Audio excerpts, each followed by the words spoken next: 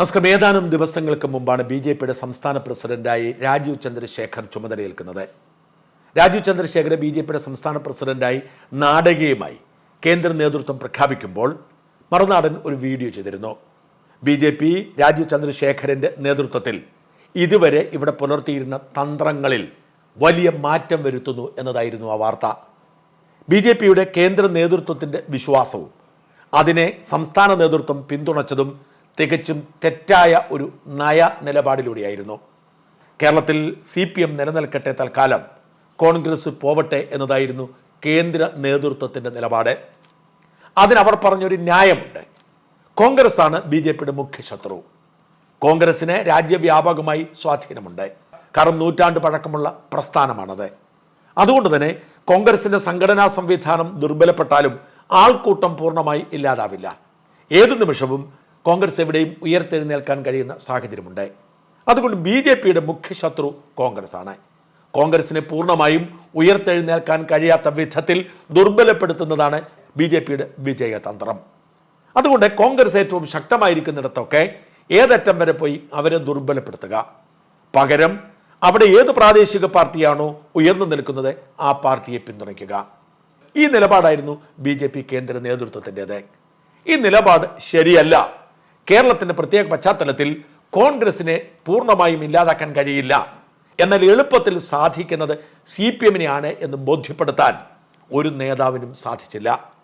അതുതന്നെയായിരുന്നു ബി.ജെ.പിക്ക് കേരളത്തിൽ ക്ലച്ച് പിടിക്കാനുള്ള ഏറ്റവും വലിയ തടസ്സം.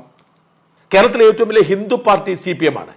അതുകൊണ്ട് അതവിടെ നിലനിൽക്കട്ടെ, പിന്നീട് നമുക്ക് അവരെ കൈകാര്യം ചെയ്യാം, കോൺഗ്രസിനെ ദുർബലപ്പെടുത്താം എന്ന നിലപാട് വിജയിക്കില്ല എന്നതിൻ്റെ കാരണം ന്യൂനപക്ഷങ്ങളുടെ, പ്രത്യേകിച്ച് മുസ്ലിമുകളുടെ പിന്തുണ കോൺഗ്രസിനും UDF-നുമായിരിക്കും. അതൊരു കൃത്യമായ ഡിപ്പോസിറ്റാണ്. ആ ഡിപ്പോസിറ്റ് അവിടെ ഉള്ളിടത്തോളം കാലം കോൺഗ്രസിന് മറ്റു കുറച്ച് വോട്ടുകൾ കൂടി നേടിയാൽ പിടിച്ചു നിൽക്കാൻ കഴിയും എന്നത് അവരെ ബോധ്യപ്പെടുത്തുന്നത് രാജീവ് ചന്ദ്രശേഖർ അധികാരമേറ്റതിന് ശേഷമാണ്. ഞാൻ ചെയ്തിരുന്നൊരു വീഡിയോയിൽ ഇത് വ്യക്തമായി പറഞ്ഞിരുന്നു. ബി.ജെ.പിയുടെ നയം പൂർണ്ണമായും മാറുന്നു. മുഖ്യ ശത്രുവിനെ അവർ മാറ്റുന്നു. CPM ആയിരിക്കും മുഖ്യ ശത്രു. CPM-നെതിരെയായി നേരിടേണ്ടത് കേരളത്തിലെങ്കിലും അങ്ങനെ CPM-നെ ദുർബലപ്പെടുത്തി CPM-കാരെ കൂട്ടത്തോടുകൂടി ബി.ജെ.പിയിലേക്ക് കൊണ്ടുവന്നാൽ ക്രൈസ്തവ ന്യൂനപക്ഷത്തിന് പിന്തുണ കൂടി ഉറപ്പാക്കിയാൽ മാത്രമേ ബി.ജെ.പിക്ക് ക്ലച്ച് പിടിക്കാൻ കഴിയൂ എന്ന് കേന്ദ്ര നേതൃത്വത്തെ ബോധ്യപ്പെടുത്താൻ രാജീവ് ചന്ദ്രശേഖറിന് കഴിഞ്ഞു. അതിനുവേണ്ടിയാണ് ഈ ഒരു ഫോർമുല സംസ്ഥാന നേതൃത്വത്തിന് അറിയാമെങ്കിലും അവർ ഗൗനിച്ചിരുന്നില്ല. ആ ഫോർമുല ഇപ്പോൾ സ്ഥിരീകരിച്ചിരിക്കുന്നു.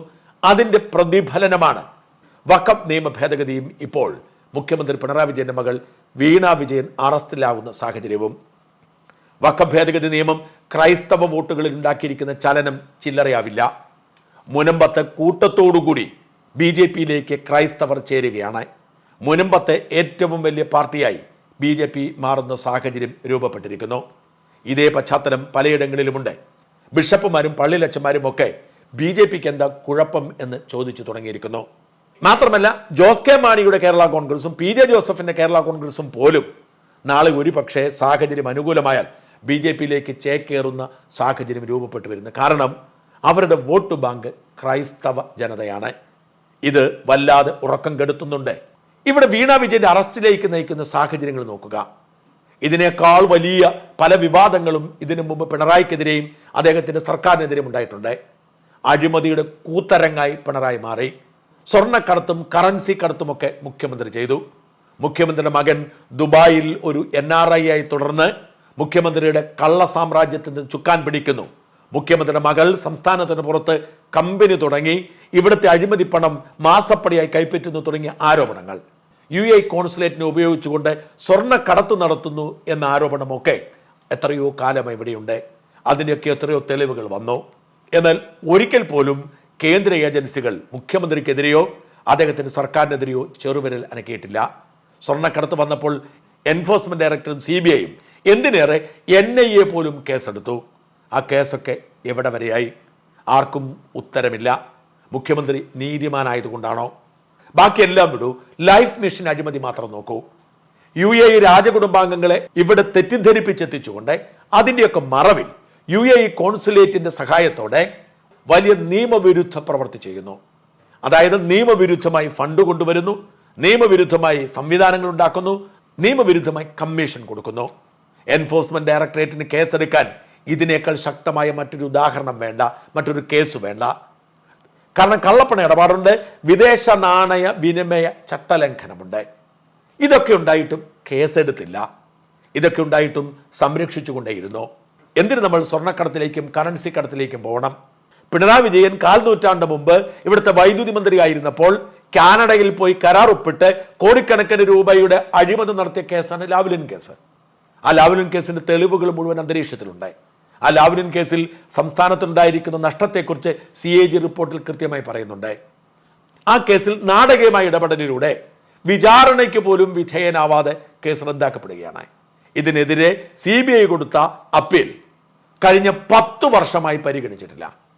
മുഖ്യമന്ത്രി ആവുന്നതിന് മുൻപ് സുപ്രീം കോടതിയിലെത്ത കേസാണ്. ഈ കേസിന് വേണ്ടി ഇനിഷ്യേറ്റീവ് എടുക്കേണ്ടതും അത് മുമ്പോട്ട് കൊണ്ടുവന്നത് CBI ആണ്. പക്ഷെ CBI അസൗകര്യങ്ങൾ പറഞ്ഞു മാറ്റിക്കൊണ്ടിരിക്കും. ഇത്രയും കാലം മാറ്റപ്പെട്ട ഒരു കേസ് സുപ്രീം കോടതിയുടെ ചരിത്രത്തിൽ വേറെ ഉണ്ടാവില്ല. ഇതാണ് പിണറായിയെ സഹായിക്കാനുള്ള അദൃശ്യകരങ്ങൾ. അതുകൊണ്ടാണ് മുഖ്യമന്ത്രി ഇടയ്ക്കിടെ BJP നേതാക്കൾക്ക് വിരുന്നു കൊടുക്കുന്നതും അവരെ വീട്ടിൽ വിളിച്ച് ആദരിക്കുന്നതുമൊക്കെ.